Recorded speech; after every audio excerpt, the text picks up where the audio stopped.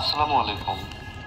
আপনারা এখানে যে একটা মসজিদ দেখতে পাচ্ছেন, এটি হলো আমাদের বাংলাদেশের খুলনা বিভাগের বাগেরহাটে অবস্থিত একটি ঐতিহাসিক মসজিদ। এই মসজিদটি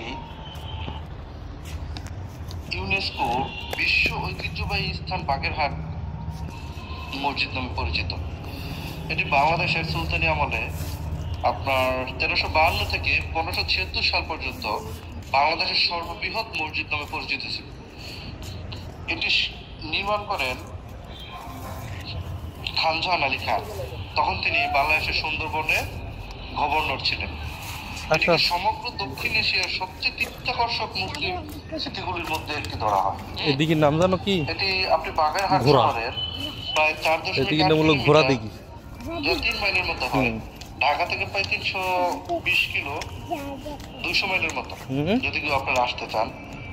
যদিও মসজিদটির নাম 60 গম্বুজ মসজিদ, কিন্তু আসলে তার গম্বুজের সংখ্যা হলো 77টি।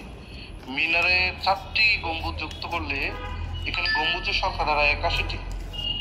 আপনার মসজিদটি উত্তর ও দক্ষিণ বাইরের দিক থেকে প্রায় 160 ফিট এবং ভিতরের দিকে প্রায় 143 ফিট লম্বা। পূর্ব পশ্চিমে বাইরের দিকে প্রায় 104 ফিট ও ভিতরের দিকে প্রায় 88 ফিট চওড়া। এবং এর দেয়ালগুলো এত প্রশস্ত যে দেখলাম যে প্রায় 8.5 ফুট পুরো। কালের বিবর্তনে লোকমুখে 60 গম্বুজ বলতে এটি নামকরণ করা হয়েছিল 60 গম্বুজ মসজিদ। আপনার সুলতান খানজাহান আলী খান এর আগে সুলতান নাসির উদ্দিন মাহমুদ এর আমলে খান আল আজম উলু খানজাহান সুন্দরবনের কোল ঘেঁষে খলিফাবাদ রাজ্য গড়ে তোলেন এবং খানজাহান বৈঠক করার জন্য একটি দরবার হল গড়ে তোলেন।